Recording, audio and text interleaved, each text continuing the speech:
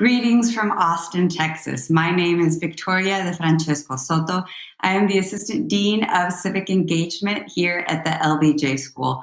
Welcome to TribFest this year, 2020. It is my pleasure to welcome you all to this fantastic panel. I'm a little biased, but this is probably going to be one of the best panels of the TribFest, Why the LatinX Vote Matters. And we are joined today by two of the foremost women in the trenches looking at the Latinx vote and its mobilization. We have María Teresa Kumar, founding president of Voto Latino, as well as Crystal Zermeño, political director for the Texas Organizing Project. Welcome, amigas. Thank you. Nice to be here, Christine. Thank you. Okay, so I want to start with the big picture.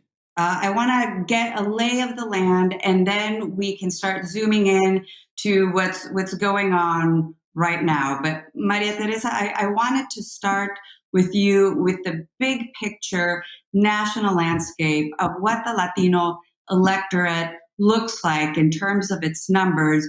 And also, if you can give us a little bit of a historical context of how the Latino electorate nationally at the aggregate has been evolving in, I would say, the last 3 or 4 electoral cycles. And then, Crystal, I want to turn to you to get a real deep dive into the evolution of the Latino electorate in the last several election cycles here in the Lone Star State as well. So, María Teresa. Thank you first of all for having this conversation and for including Voto Latino. We couldn't be more pleased than to share the platform with the Texas Organizing Project. Thanks for the work that you all do. So a couple of things that we started Voto Latino 15 years ago, and we started it with this idea that if we targeted young Latinos, that they have an outside influence in their families long before they turn 18 years old. And if we can get them involved in politics, then we can go ahead and target their families through them. We, for all intents and purposes, right after the 2010 census, we saw that Latinos were going to become the second largest voting bloc this election. We weren't the only ones. When we talk about voter suppression that happened right after the gutting of the Voting Rights Act in 2013 from Shelby County versus Eric Holder, it was because people saw the same math. And so for the very first time, Victoria, we're going to see the Latinos actually realize the ability to be the second largest voting bloc because of our demographic. We are disproportionately young. Of the majority of Americans, while the majority of Americans, the most frequent age that pops up among whites is 58, the most common age among Latinos, and you're sitting down, is 11 years old. We're very, very, very young. And for the very first time, we have a wave of Latinos turning 18 every single year to the tune of 1 million individuals. That tsunami of Latinos turning 18 every single year started in 2016, and 4 million of them will be eligible to vote coming this election in a presidential for the first time. And we don't expect that tsunami to settle for another decade. So there's going to be a lot of us really fast. And so our purpose at Voto Latino is to register voters as quickly as possible, because when people say that Latinos don't vote, that's not the case. Our biggest challenge in the Latino community is actually closing the voter registration gap. We have 32 million Latinos who are eligible to vote. Half of us are registered, and 79% of us are willing to go to the polls. The other half of us, 15 million of us, are not registered. And as I shared with you, of the 15 million, 10 million of us are under the age of 33, 4 million of us who are going to be eligible to cast a ballot for the first time. Sadly, in the last 2 presidential elections, 49% of registered Latino voters never received a contact from a political party or from a candidate. And that, as Crystal can speak to, is oftentimes because we don't have a history of voting. And the way traditional power politics plays is that candidates and political parties go after people who have a history of voting. But if we are a young population with no history of voting, or maybe have only voted once, we won't get a contact. And if our parents are naturalized citizens, we may not get a contact because we don't have a history of voting. For the very first time, Victoria, we are going to have 1 in 10 eligible voters are going to be naturalized citizens. That's also historic. So our job at Voto Latino is to register as many people as possible in time for the 2020 election. I'm pleased to say that as of this morning, Voto Latino has registered 299,000 registered voters. and 106, and I have to give you the right number. And this in this cycle of those 299,000, 164,671 are from Texas. And that is because I deeply believe that Texas is going to turn blue with the help of folks like Crystal's organization, with the help of MALDEF, with the help of all these other organizations, that we are going to turn blue this year because the Latino community, we are paying attention and we have so much skin in the game that we're not going to go any other way. We're not going to turn back history. We're going to move forward. And María Teresa, you've been saying this for a while. You're not suddenly saying, "Oh, Texas is going to go blue." I'm seeing the polls, neck and neck. I mean, you have been out here proselytizing, saying Texas is going to go blue. Texas is going to go blue because it's a slow and steady race. There is this youth out there. They're coming of age.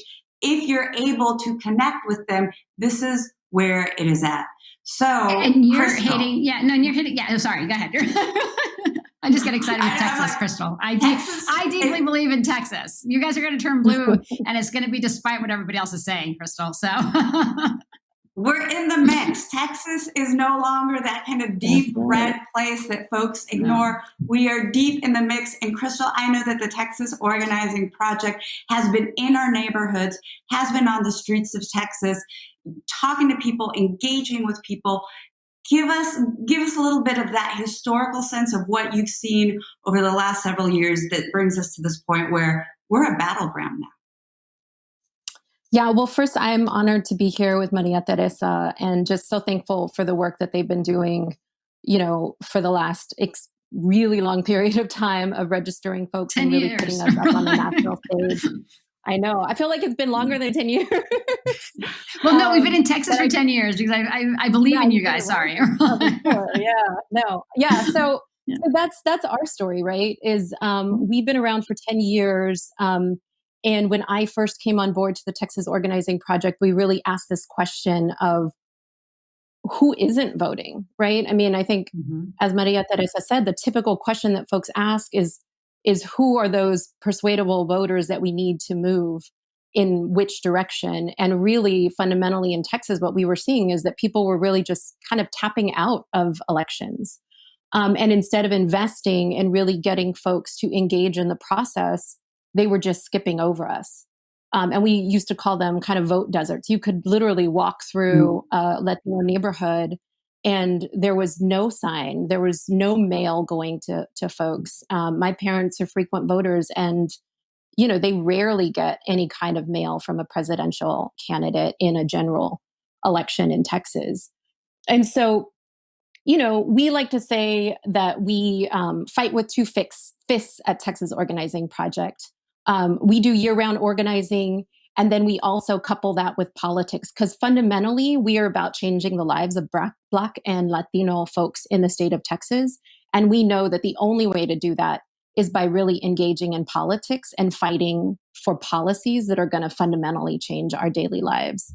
And so, as we started sort of untangling the research and really understanding what was happening, or rather what was not happening in our communities, we really started to put much more focus and energy into getting out the vote and just to kind of look at the big picture, right? By 2022, Latinos will be the largest population in the state of Texas. Right now, we have 4 million registered voters. And that is more registered voters than the whole state of Arizona. Registered Latino voters, sorry. More than the state of Arizona and more than 19 other states of all their registered voters. So the stakes have always been high in Texas. And we've always seen that horizon of Latino population growth, and that coupled with other communities of color.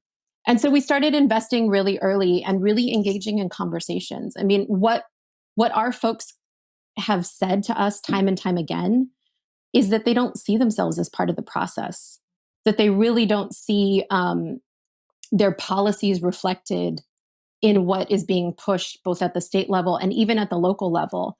And so, our program is really about building relationships on the doors and having deep conversations. When we knock on a door, the first thing we ask people is, what do you care about?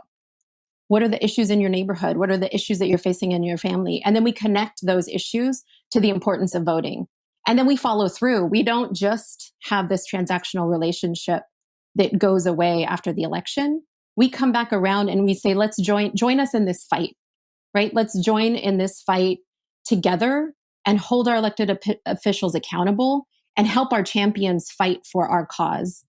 And then it's got to be a long-term investment, right? I mean, we have to be investing in these kinds of relationships, the Voto Latinos, the Texas organizing projects, the Luchas in Arizona, the New Florida Majority, who are engaged in these conversations with folks every day around fights that are extremely important to them and their families. And we have to deliver change. We have to build communities of voting, and we have to build that sort of muscle of in our families and in our communities. And Crystal, and I want to point out that while all eyes are on Texas and the presidential race and how we're a battleground, there have been some really important changes at the state level. So we saw in 2018 a number of very important House legislative seats flip. So you see that there's also movement at the subnational level here in Texas, in our communities. Suburbs are also changing as well. So for folks outside of Texas who may not dig down, understanding that the level of change is really happening at multiple levels. So I want to talk about the mobilizing efforts of both of your organizations, but in the context of the COVID-19 pandemic. Maria Teresa, I know that Voto Latino is out there. You are one of the organizations that does the best job of connecting with the youth. Your conference is one of the marquee events of the year. You bring together a bunch of young people, you energize them, you're out at festivals. But how are we doing it now in this age of COVID-19? That's a great question, Victoria. I think that a lot of the programs that you mentioned, it's really a way for us to be in the community when we're not online. Voto Latino started as a digital first organization, but very similar to what Crystal was saying is that we're in agreement that the only way you get a young person excited about participation is that you have to meet them where they are, whether it's online or on the ground, and you have to talk to them about the issues they care about. I think oftentimes what happens in organizing in the Latino community, that it's not coming from the Latino community. These are outside actors. They kind of shove a voter registration form in your face and you want to participate, not realizing that for many of us, the moment we step outside our door, our government isn't working for us. We have broken schools. We don't have people don't pick up our garbage. We have little resources. And so our job is to convince them that government matters when they participate, and it's identifying the issues they care about. And we have these conversations with our audience all the time on digital. Going into the COVID pandemic, we basically were reaching roughly 8.5 million people a month across our social platforms. The moment COVID hit, we started talking to people about real conversations of what happens if they can't access sexual reproductive services. We brought in Alexis McGill from Planned Parenthood, and we had a very frank conversation about how do you do that? Because as Latinas, we don't like to have those conversations, but we were seeing people trending and asking questions. We started talking about the fact that 20% of the Latino workforce didn't qualify for the CARES Act because we were either, legal U.S. citizens, but we had undocumented loved ones in our households. How do you actually access resources for that? And then we had very frank conversations, sadly, around the death of George Floyd. And with what happened with the death of George Floyd, from our experience, we knew that policing, even though no one talks about it, was a huge issue among young Latinos. Because sadly, even though African Americans lead in the death, our community is not far behind in those policing issues. And we only knew that because we had been surveying our audience. They were participating. They participated in President Obama's 21st Century Policing Task Force. And so we were able to pivot all of the conversations we were having online in our voter registration efforts, Victoria, from just regular voter registration to connecting protest to voting. We expected to register roughly about 21,000 people in the month of June. By June 21st, we had registered 22,000. By June 3rd, we had registered 22,000. By the end of June, we had registered over 87,000. And the majority of them were from Texas. And 80% of the people we registered in Texas were under the age of 33, and 75% of them. But it's because, to Crystal's point, we don't parachute into our community and out. No, we have a constant dialogue with them. We are on their pulse. And people say, well, who's Voto Latino? I said, Voto Latino is, we are the people we serve. And that's why when we have folks like Crystal in these positions, and we talk about Lucha, and we talk about the organizing project in Florida, it's so important to have people who have skin in the game create the strategy and speak to our community, because we recognize that that is how we connect. And so in the age of COVID, we've actually had to help close the gap for a lot of organizations that are site-based. And so we're working very closely in Florida to help do that, because our stuff is digital. And so one of the things that, Crystal was talking about, how they're going more digital. I'm like, we have to get offline because we could talk to you how we've done that, because we've built a lot of the technology expecting a very different scenario, but with this understanding that relational organizing, peer-to-peer conversations, that's the most important. Since COVID, we've trained over 5,000 individuals. We've clocked in over 2,700 volunteer hours. And we've actually had conversations with over 800,000 low propensity voters, all from the comfort of people's living rooms, but talking about the issues they care about, whether it is policing, whether it is abortion care, whether it's filling out the census, whether do you have your vote by mail ballot. But again, meeting them where they are so that they feel comfortable asking us the real substantive questions that may hold them back otherwise. Mm-hmm. Absolutely. And Voto Latino, I mean, you guys have always been digital. You are essentially digital native. Mm-hmm. So I can see where that pivot would be a little bit more fluid. Now, mm-hmm. Crystal, in also talking about mobilization and connecting in the time of COVID, I wanted to talk about the Valley. So all eyes, both in Texas and nationally, have been on the catastrophic rates of COVID-19 infection and death rates in the Valley. How are you seeing that affect the Latino community in terms of mobilizing them? Is this lighting a fire under people, or do you see so much angst, so much apathy, perhaps, at the result that we're dealing with life and the death of our loved ones? What are you seeing down in the Valley? Well, I have to be frank in that we don't.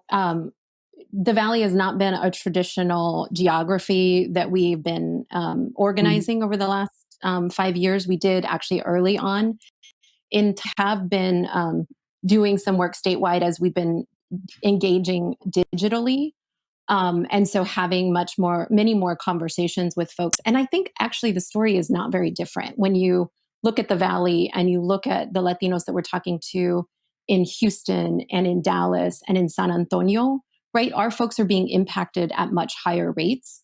And I think for us and for our communities, this is a breakthrough moment. This is the story that we've been telling, and now it's exposed raw, both the social injustice that's been happening and then the economic injustice, and the fact that there is no safety net for our folks, either on healthcare, because there's been no healthcare Medicaid expansion in the state of Texas, and no access to good jobs that provide the healthcare or provide the wages where you can actually, have some kind of safety net to be able to stay in your home or stay in your apartment in the middle of this pandemic.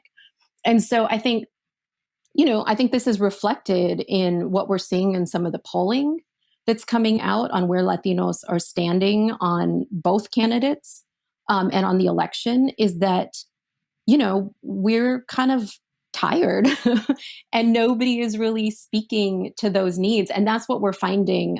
We've had to pivot as an organization that is really door knocking on the ground, sitting on people's couches, inviting folks into our space for meetings and events and actions. It's been really, it was scary at first, but we pivoted very quickly, our organizers, our leaders, to sitting in that space and learning from each other so that we can start having real two-way conversations, which are critically important to us. And so, in the summer when we were facing the pandemic, and then on top of it, George Floyd and all of the unrest, we saw spikes of folks engaging with us as we sat down with district attorneys, our local district attorneys that are progressive and have been fighting on issues, and also lines of defense for some of our folks in the community we've got an opportunity in this election to reelect some of those people, to elect some new progressive leaders.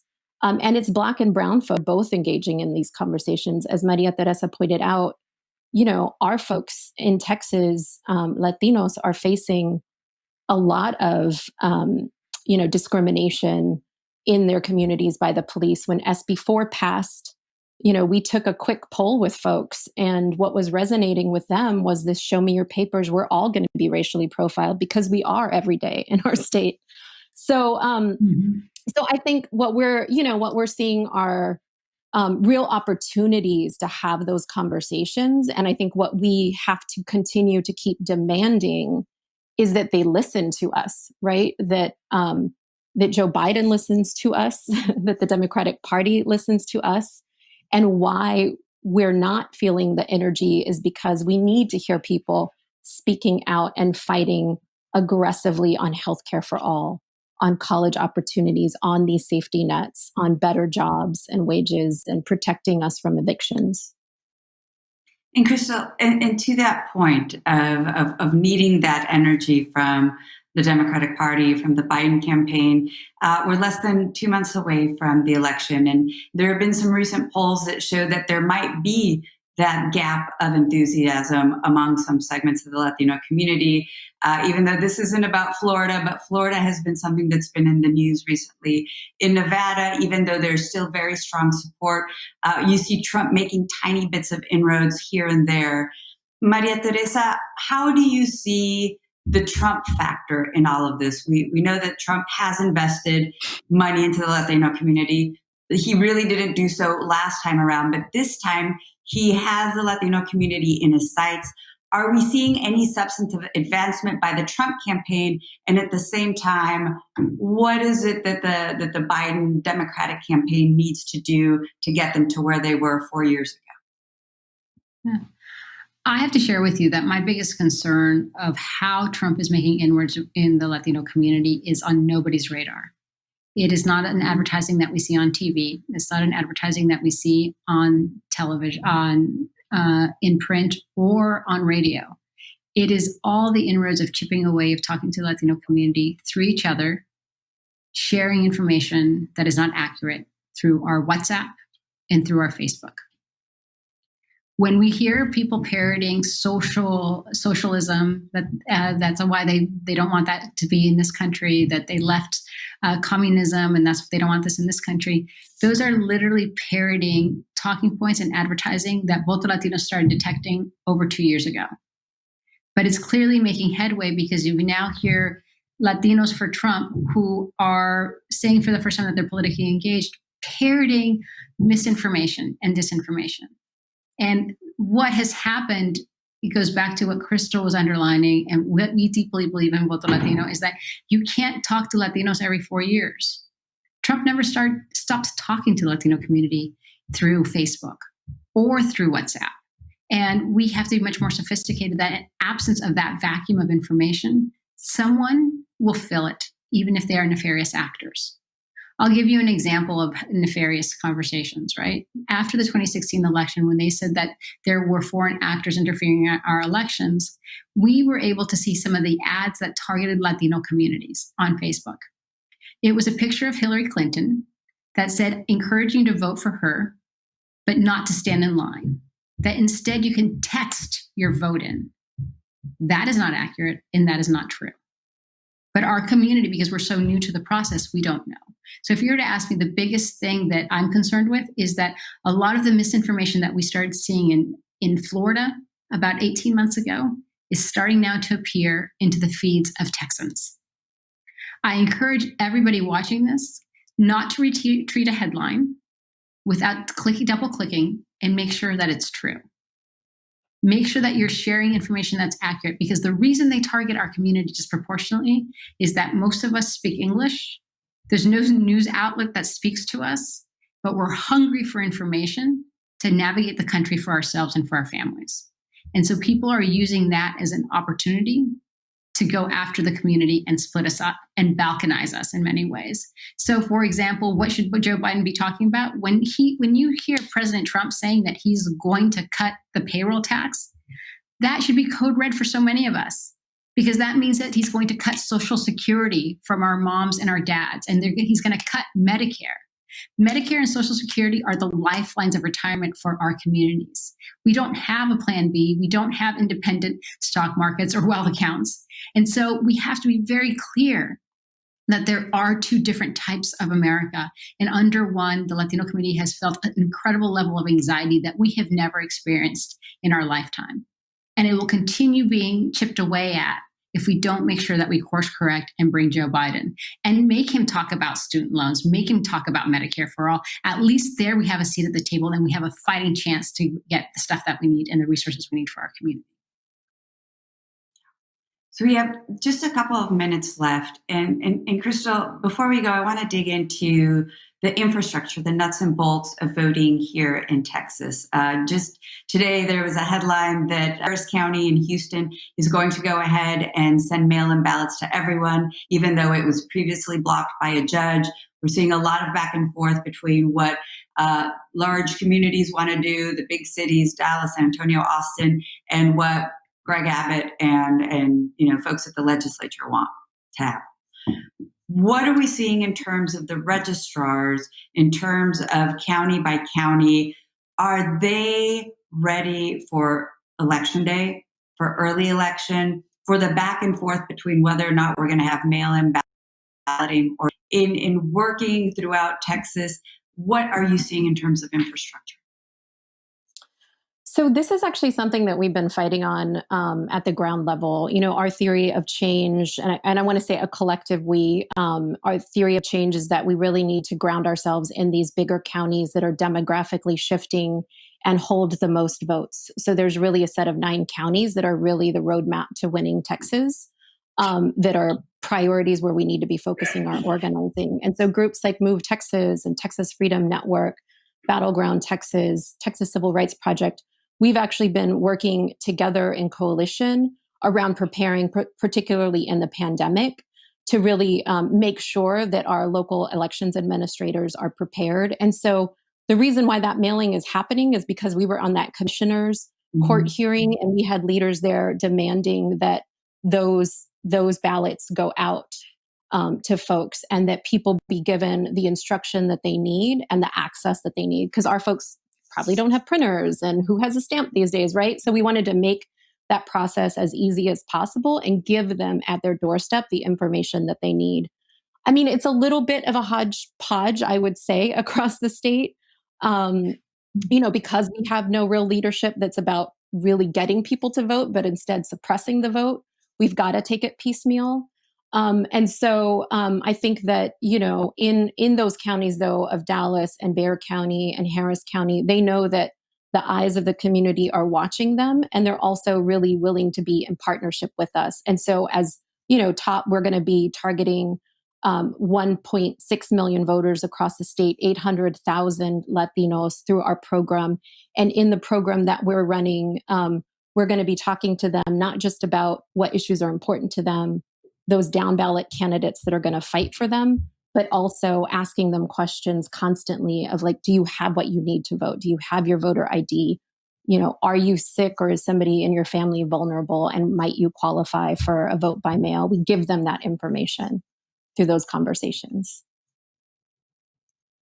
So, quick last question for the both of you. What do you foresee is going to be the defining element of the Latino electorate in this 2020 election? Crystal, I'll start with you and go to María Teresa. I'm sorry, can you repeat it one more time? Sure. What is the one defining element of the Latino electorate for the election? Is it going to be increased turnout? Is it going to be drive from one particular issue?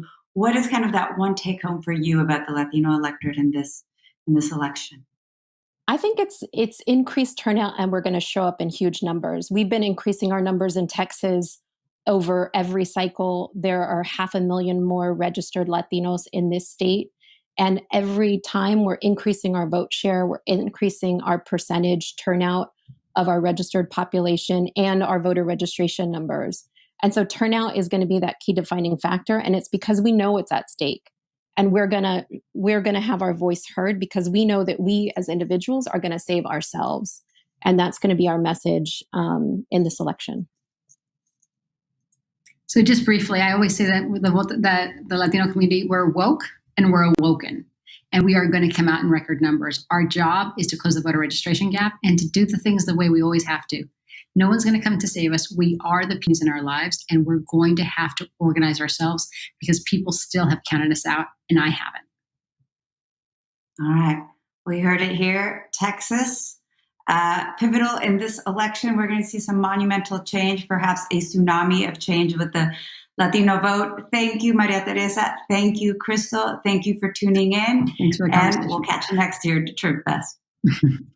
Thank you.